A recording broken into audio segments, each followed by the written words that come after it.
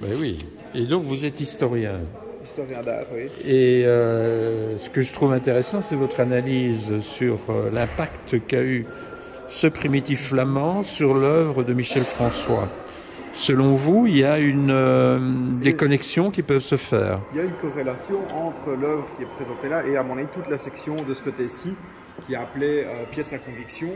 Si on regarde sur le tableau, on retrouve la même forme de présentation de toutes les œuvres qui là-bas sont des symboles christiques de son martyr et qui ici sont plus à mon avis des représentations psychologiques de ressenti de Michel François.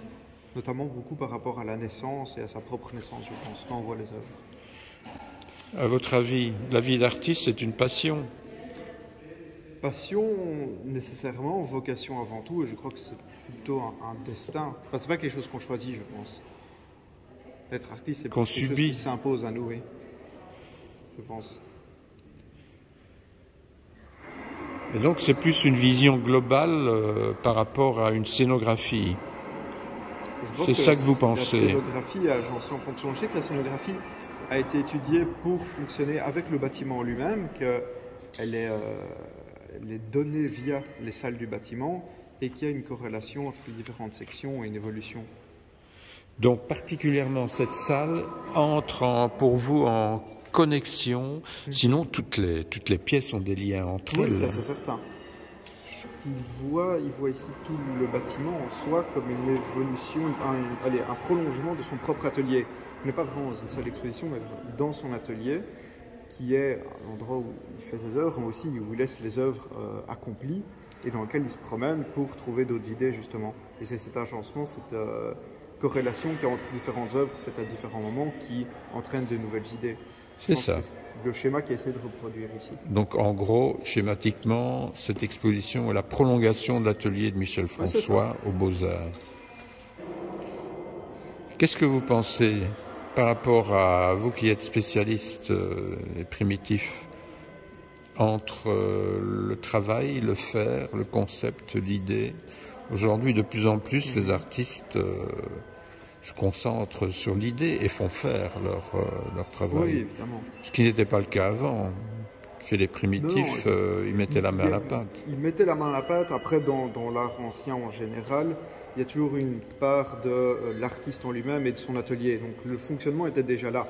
Et souvent dans les contrats, on voit ça typiquement avec Rubens, où le prix était fonction de la part que Rubens avait prise dans l'œuvre.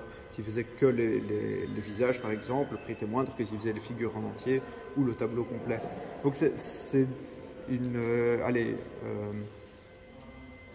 forme de mouvement qui a évolué avec le temps, mais qui a toujours existé et qui s'est juste adapté aux nouveaux types d'art. Surtout à partir du moment où on sort d'un art classique, purement peinture, sculpture ou autre, et que différents médiums doivent se mélanger, il est logique de devoir faire intervenir plusieurs corps professionnels ou artistiques dans la mise en œuvre et qu'on ne peut pas tous les maîtriser.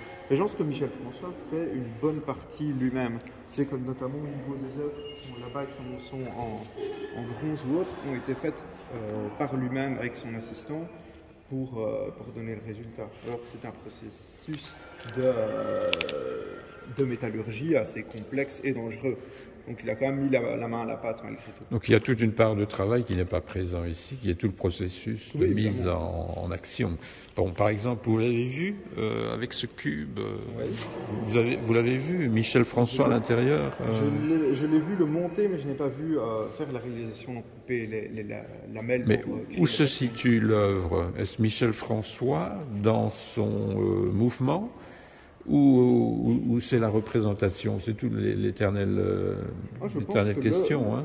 Que l'œuvre est totale, donc elle est dans l'imagination de l'œuvre, dans la réalisation de l'œuvre, aussi dans la continuité.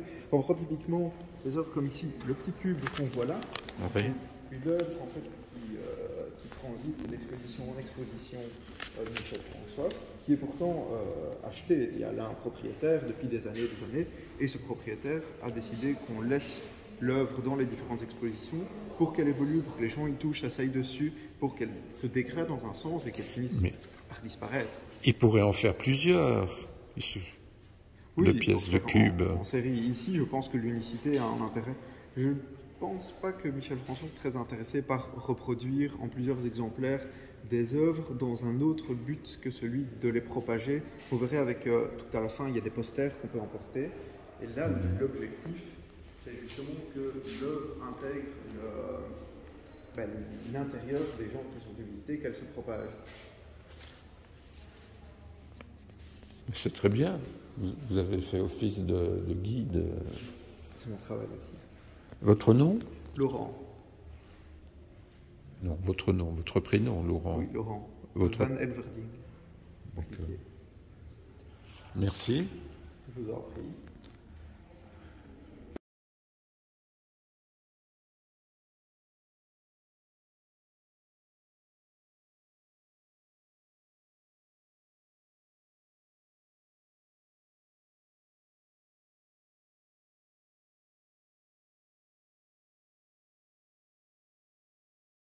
C'est un artiste anonyme. Nommé selon le lieu de production. C'est une œuvre un petit peu atypique, notamment au niveau du Christ qui est présenté détaché de sa croix, chose assez rare, surtout pour l'époque. Elle sort un peu du lot de la production. La croix qui fait partie de l'entrée de l'exposition. Oui, si on veut. Qui se retrouve au début du parcours. Et donc le parcours de l'artiste, c'est le chemin de croix, quoi, finalement. Peut-être qu'il le voit ou qu'il l'a ressenti comme ça. Ce serait une bonne question à lui poser.